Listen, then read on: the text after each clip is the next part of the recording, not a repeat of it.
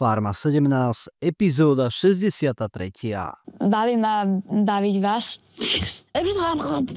A aby som nezabudol, celé časti nájdete na Vojo. Farmári sa ráno zobudili, no nikto sa nehnal do práce, ako to zvyknú v iné týždne. Farmári očakávajú od Lavry ospravedlnenie za minulé týždne. Vtedy by možno niečo na úlohách spravili a snažili sa viac.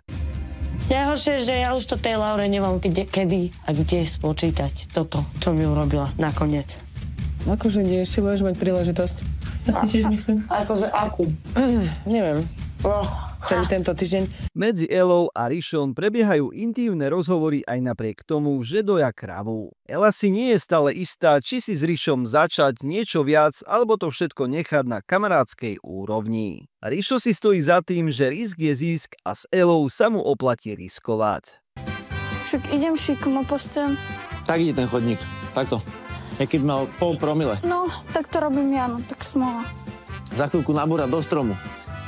Najhorší, najškarečší, najkrivší, ale robila som ho ja. Lavra sa pustila do svojho projektu. Chodník od kúpeľne ku kúrii. Ten je úplne rovný, no nik jej s tým nepomáha a Lavra úplne nevie, ako sa taký chodník robí. Ostatných prosí a zadeľuje úlohy, aby sa urobilo na úlohách aspoň niečo. Max, možno 20, 15. A z toho dajme tomu, že s 5 som že chodil. Aha. Si zober, bež? Keď očakávaš všetko, zároveň neočakávaš nič. Nič a všetko je vo filozofickom smere to isté. Vstávaj z tej postele, Richard. Však mám spíne chorý.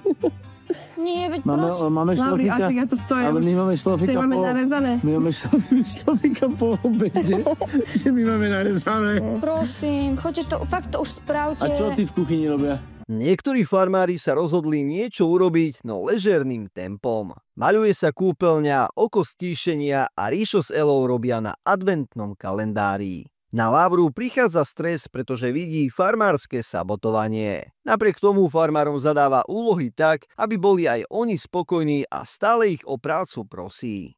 No som zase troška išiel odpíliť a zase som si išiel sadnúť a takto pomaličky v kľude treba sa šetriť a nie sa moc namáhať. Nikto sa teraz nepretrhne. Že chcem už tam byť, už máme stejšku postavenú. Alica pri farmárskom obede prezradila, že ich navštívia 3 influencerky, bývalé účastníčky farmy. Ukážu im, ako z ich účinkovania čo najviac vyťažiť. Tiež im pomôžu s reelskami, ktoré dostali ako úlohu od hospodára Martina. Ale potešia sa. My tu budeme 2. Ja keď som ju zbadala, ja som mala pocit, že vidím rodinu. Ahoj! Čo, poďme sa ideme ďalej. Nechajte si túto emotívnu chvíľku. Na farmu prišla Petra Pajáková, účastníčka Farmy 13, Lucia Almaxus z Farmy 8 a Lenka Tejbusová, ktorá bola účastníčkou Farmy 16. Farmári sa rozdelili do 3 skupín k ex-farmárkam, ku ktorým najviac inklinujú. Tie im povedali, aký kontent by bol pre nich najvhodnejší a ako sa uchytiť príležitostí. Počkaj, by som to nazvala, že Dorotiné hriešne dobrodružstvo na farme. Dobre, ideme natočiť teda video Get Ready With Me. Ideme. Dajme nejaký nápad, že čo by ste o tejto izbe vedeli natočiť? Tu spí Majo. Tejto veštiace gule veštil Arsi. No tak dúfam, že táto návšteva bola pre vás obohacujúca, že to využijete vo svojej budúcej kariére a som veľmi rada, že som vás poznala takto všetkých. Po návšteve ex-farmárok prichádza na statok Alenkina rodina. Sestra, mama, synovec a jej 2 deti. Alenu táto nečakaná návšteva samozrejme veľmi potešila a so slzami sa k ním rozbehla, aby sa s nimi zvítala. Predstavila ich s ostatnými a ako každý im ukázala farmu a zvieratá. Toto je môj Romanko. A to je tvoje Romanko, áno, celé Slovensko to vie, to je tvoj Romanko. No, to je môj spoluhráč, Starka, spoluhráč. Hneď nejako myslela vysvetľovať, že netvoríme žiadny pár, že sme s mojimi kamaráti. Chcel by to vyzerať menšie.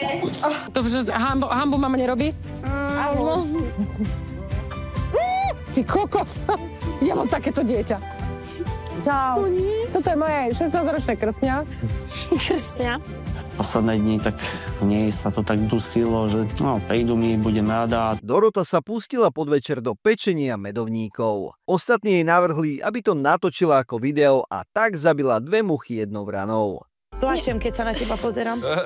Nie, môžeš rilovať. Môžem ti. Môžem, a ja budem ukladať. Narilujem. Lenže to treba potom vyberať. A Ja viem. Pracujúca Laura sa môže stať atrakciou tejto farmy a podľa mňa pritiahne milión ľudí, lebo Dorkina mama musela sa ísť na to včera pozrieť, keď počula, že Laura robí, nechcela tomu veriť. Večer zvolala Alica farmárov k stolu. Bude sa voliť prvý duelant. Ako to býva zvykom, s farmármi sa najprv pozhovárala. Pýtala sa ich na to, aký kontent budú natáčať na sociálne siete potom, ako prídu z farmy domov. Robo by chcel ukázať niečo zo svojej práce, ako to na farmách chodí. Sarah by zas chcela svoj vlastný produkt, ktorý by mohla ľuďom predávať. Sara. Táto funkcia ju zmenila v tom, že vie chytiť furík a vie robiť, keď sa chce, ale nie pre nás, ale pre seba.